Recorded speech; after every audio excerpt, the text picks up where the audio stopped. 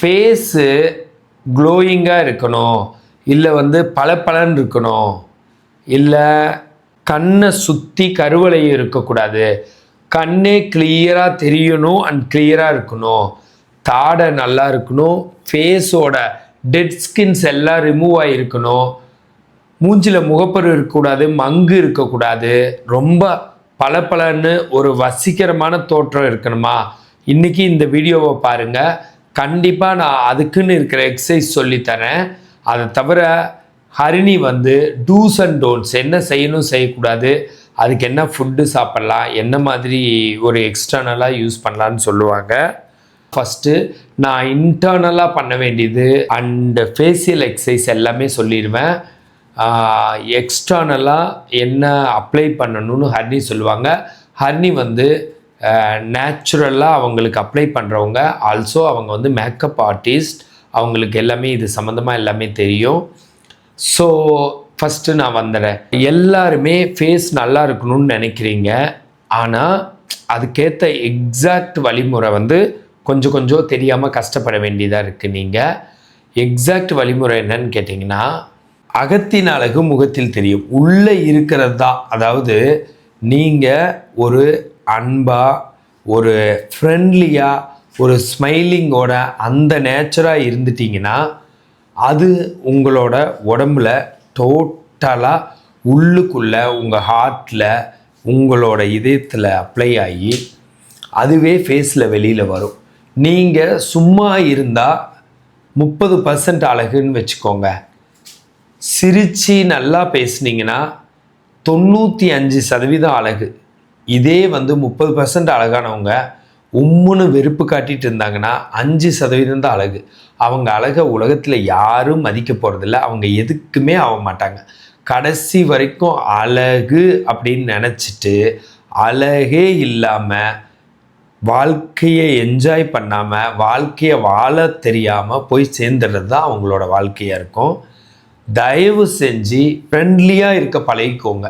இது மேலாக இருந்தாலும் ஃபீமேலாக இருந்தாலும் ஆம்பளையாக இருந்தாலும் பொம்பளையாக இருந்தாலும் பசங்களாக இருந்தாலும் பொண்ணுங்களாக இருந்தாலும் ரொம்ப ரொம்ப ஃப்ரெண்ட்லியாக இருக்க பழகுங்க. அதை மீறி யார் உங்களுக்கு என்ன சொல்லி கொடுத்தாலும் நீங்களே சொன்னாலும் ஃப்ரெண்ட்லிங்கிறது ஃப்ரெண்ட்லினாலும் அது ஆயிடுச்சு, ஃப்ரெண்ட்லினாலும் இது ஆயிடுச்சு. உலகத்தில் என்ன ஒரு 2 வீலர் ஓட்டுறதுனால ஆக்சிடெண்ட் ஆகி சாவறதை விட பெருசாக ரிஸ்க்கு உலகத்தில் ஏதாச்சும் இருக்கா? அந்த 2 வீலரையே ஓட்டுறீங்க, ரோட்டில் அத்தனை பஸ் அத்தனை கார் போகிறப்ப அந்த 4 வீலரை ஓட்டுறீங்க. படிப்புனால டென்ஷன் ஸ்ட்ரெஸ்ஸுனால எவ்வளோ பேர் அஃபெக்ட் ஆகுறாங்க. அதை படிக்கிறீங்க. நீங்கள் என்னென்னமோ உலகத்தில் இருக்குது. இந்த சயின்ஸை யூஸ் பண்ணுறதுனால உலகம் வெப்பமயமாகுது, உங்களுக்கு ஏகப்பட்டது குழந்தை கூட பிறக்காம ஆகுது. இதையெல்லாம் செய்கிறீங்க. இந்த ஃப்ரெண்ட்லி அன்பு பாசம் ஒருத்தவங்கிட்ட பழகிறது சிரித்ததுனால வர்ற ஆபத்து, இதில் தான் உங்களுக்கு எல்லா ஆபத்தும் வந்துடுச்சா? எதை வச்சு வரும்? இதெல்லாம் வரவே இல்லை, பொய். 100 பேர்த்துக்கிட்ட பழகுனா யாரோ ஒரு 5 பேர். அதுவும் என்னவா இருக்கும் தெரியுமா? ஒன்று, நீங்கள் எனக்கு அன்றைக்கி என்கிட்ட பேசுனீங்க, அன்றைக்கி பேசவே இல்லை, நான் ரொம்ப அழுதுட்டேன் தெரியுமா, உங்களை நினச்சி கவலைப்பட்ட தெரியுமா? இதெல்லாம் ஒரு மிகப்பெரிய குற்றமாமா. அவரே பாவம் உங்கள் மேலே இருக்கிற அன்பில் தான் அழுகுறாரு. அதை போய் என்னமோ பெரிய துன்பமாக எடுத்துக்கிட்டு இதெல்லாம் ஒத்துக்க வேண்டிய விஷயமே கிடையாது. நல்லா ஃப்ரெண்ட்லியாக அன்பாக இருந்துக்கணும். அதுதான் ஃபேஸ் அழகாக இருக்கும். அது மட்டும்தான் மெயினே. அதுக்கப்புறம் நீங்கள் என்ன பளபளன்னு இருந்தாலும் யாரும் உங்களை ஏறெடுத்து கூட பார்க்க மாட்டாங்க. ஃப்ரெண்ட்லி இல்லாதவங்க பூஜ்யம்தான். அவங்களுக்கு அழகுங்கிறது கிடையாது. அடுத்தது சொல்லிடுறேன், மனசை சொல்லிட்டேன்னா அடுத்தது என்னென்னா, ஃபேஸ் நல்லா இருக்கணும்னா கண்டிப்பாக ஃபேஷியல் எக்ஸசைஸ் பண்ணணும். ஃபேஸில் இருக்க சர்க்குலேஷன் இம்ப்ரூவ் ஆகணும். அந்த எக்ஸசைஸை பண்ணி ஃபேஸை க்ளோயிங்காக வச்சுக்கணும். அப்படி பார்த்தா ஃபேஸில் frontalis, corrugator supercilii, orbicularis oculi, nasalis, orbicularis oris upper, orbicularis oris lower, mentalis, risorius, இந்த மாதிரி மசில்ஸ் எல்லாம் இருக்குங்க. இந்த மசிலுக்கு உண்டான எக்ஸசைஸ் பண்ணால் போதும். சுவிங்கம் மெல்றது கூட ஒரு எக்ஸசைஸ் தான். ரைட் சைடு லெஃப்ட் சைடு பண்ணிங்கன்னா ஈன்னு சிரிக்கிறது, ஈ காட்டுறது, அது கூட எக்ஸசைஸ் தான். இந்த ஃப்ரான்டாலிஸ் மசிலுக்கு நெத்தியை மேலே சுழிச்சு 1 2 3 4 5 6 7 8 9 10 10ன்ற வரைக்கும் வச்சுட்டு சும்மா விட்டு 10ன்ற வரைக்கும் 1 2 3 4 5 6 7 8 9 10 திரும்ப ரெண்டாவது தடவை மூணாவது 10 கவுண்ட்ஸு கீழே 10 கவுண்ட்ஸ். இந்த மாதிரியும் அப்புறம் கொருகேட்டர் சூப்பர்சிலிக்கும் ஆர்பிகுலரிஸ் ஆக்குலை கண்ணை மூடுறது, கண்ணுக்கான எக்ஸசைஸ் மேலே கீழே 10 வரைக்கும் ரைட்டு லெஃப்ட்டு, அப்புறம் வந்து வாய்க்கான எக்ஸசைஸு, தாடைக்கான எக்ஸசைஸு, உள்ளே இருக்கிற வாய்ஸ்க்கான எக்ஸசைஸு, ஓம்னு சொல்கிறது வாய்ஸ்க்கான எக்ஸசைஸு, இந்த மாதிரி உதட்ட பிதுக்கிறது, காட்டுறது. நீங்கள் தான் சிரிக்க மாட்டேங்கிறீங்கள, இப்படியாச்சும் சிரித்து எக்ஸசைஸ் பண்ணிக்க வேண்டியதான். 1 2 3 4 5 6 7 8 9 10 திரும்ப மூடுறது. இந்த மாதிரி எல்லாம் எக்ஸசைஸ் பண்ணால் பிளட் சர்க்குலேஷன் அதிகமாகி நார்மலாக அதை ஃபெசிலிட்டேட் பண்ணி ஃபேஸ் வந்து க்ளோயிங்காக இருக்கும். ஃபேஸில் வந்து பரு வராது, ஃபேஸில் வந்து நல்லா ஸ்கின் வந்து ரொம்பவும் நல்லாயிருக்கும். இந்த மாதிரிலாம் உங்களுக்கு தேவைன்னா கண்டிப்பாக இந்த எக்ஸசைசஸ் பண்ணுங்கள். எனக்கு அது சம்மந்தமாக டவுட் இருந்தால் கால் பண்ணுங்கள். அண்டு இதை தவிர என்னென்னு கேட்டால் மனநிலையை பாதுகாப்பாக வச்சுக்கோங்க. தண்ணி நிறைய குடிங்க. 3லேருந்து 4 லிட்டர் தண்ணி குடித்தாதான் கண்டிப்பாக வந்து ஸ்கின்னில் இருக்க கெட்டதெல்லாம் வெளியில் போகும். உடம்புலையே மிகப்பெரிய உறுப்பு என்னன்னு தெரியுமா? உடம்புலையே பெரிய உறுப்பு என்ன? லங்ஸா, எலும்பா, இல்லை வந்து கிட்னியா? கிடையாது. தோல் தான் பெரிய உறுப்பு. உடம்புலையே மிகப்பெரிய உறுப்பு எதுன்னா தோல் தான். ஒரே தோல் மொத்த உருவத்துக்கும் இருக்குது. அவ்வளவு பெரிய உறுப்பான தோலை நல்லா பாதுகாக்கணும்னா பழங்கள் காய்கறிகள் அதிகமாக எடுத்துக்கோங்க.